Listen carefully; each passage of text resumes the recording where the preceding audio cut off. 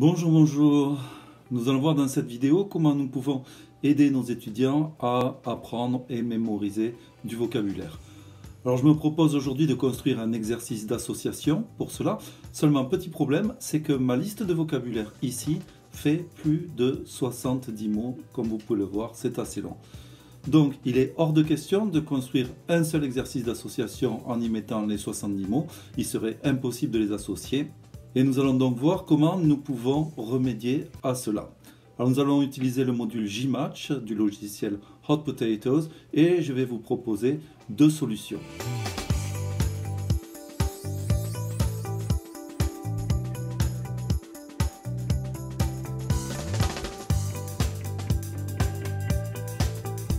Alors voyons comment nous allons nous organiser. Tout d'abord, je vais créer un répertoire que je vais nommer ICT, Information Communication Technology, dans lequel je vais placer tous mes fichiers. Donc j'ai environ 70 mots, à raison de 10 mots par fichier, cela va générer 7 fichiers d'extension JMT, donc générés par Gmatch. ICT1, ICT2, ICT3 jusqu'à ICT7.jmt. Ensuite, à chacun de ces fichiers JMT va correspondre une page web, c'est-à-dire un fichier d'extension HTML. Donc ICT1.htm, ICT2.htm jusqu'à ICT7.htm.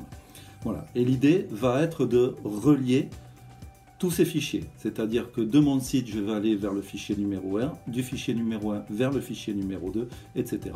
jusqu'au fichier numéro 7. Alors, c'est très simple à faire. J'ai donc fait mon premier fichier ict1.jmt et je vais aller dans les options configurer l'aspect de la page web et dans l'onglet boutons, je vois que je peux ici inclure un bouton et je n'ai plus qu'à lui mettre l'adresse de la page vers laquelle ce bouton va pointer, donc ict2.htm. Je fais OK et j'exporte ma page web comme je sais faire.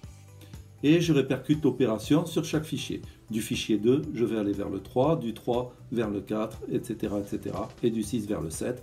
Et je ne mettrai pas de bouton sur le fichier numéro 7. Donc observons le résultat final. Voilà la page web de mon fichier ICT1. Donc une douzaine de mots à associer. Et si nous cliquons sur le bouton Next, nous allons vers le fichier numéro 2. Voilà. Et ainsi de suite jusqu'au fichier numéro 7.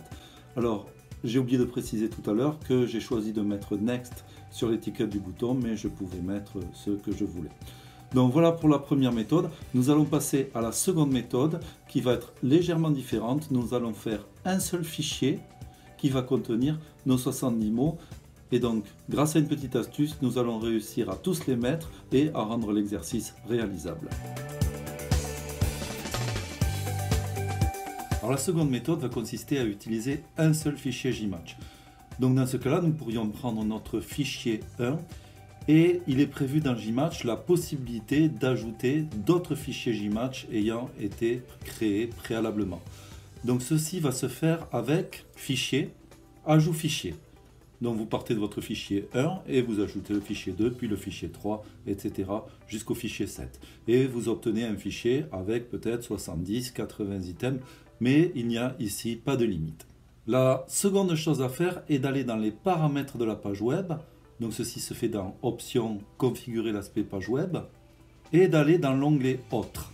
Et nous voyons ici qu'il y a une coche que vous pouvez cocher qui nous dit afficher un nombre limité de propositions au chargement de la page.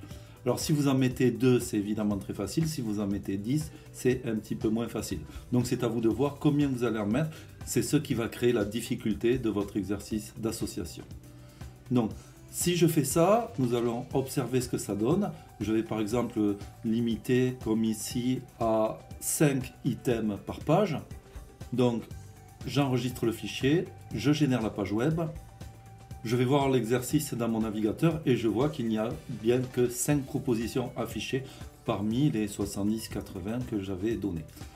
En revanche, je ne vois pas trop comment continuer l'exercice. Alors, je peux toujours faire F5, rafraîchir la page et effectivement 5 autres mots vont arriver. Mais ce n'est pas très confortable pour l'utilisateur. Alors, ce que nous allons faire, c'est venir modifier notre fichier Gmatch et dans l'onglet boutons, nous allons ajouter un bouton exercice suivant et pointer sur notre exercice. Ce qui veut dire que quand l'utilisateur cliquera sur le bouton suivant, la page se rechargera. Démonstration. Donc nous voyons ici que nous avons bien notre bouton Next. Je rappelle que j'aurais pu changer le libellé de l'étiquette si j'avais voulu. Et si je clique sur Next, eh bien 5 autres mots sont affichés aléatoirement. Voilà, vous voyez, c'était pas très compliqué.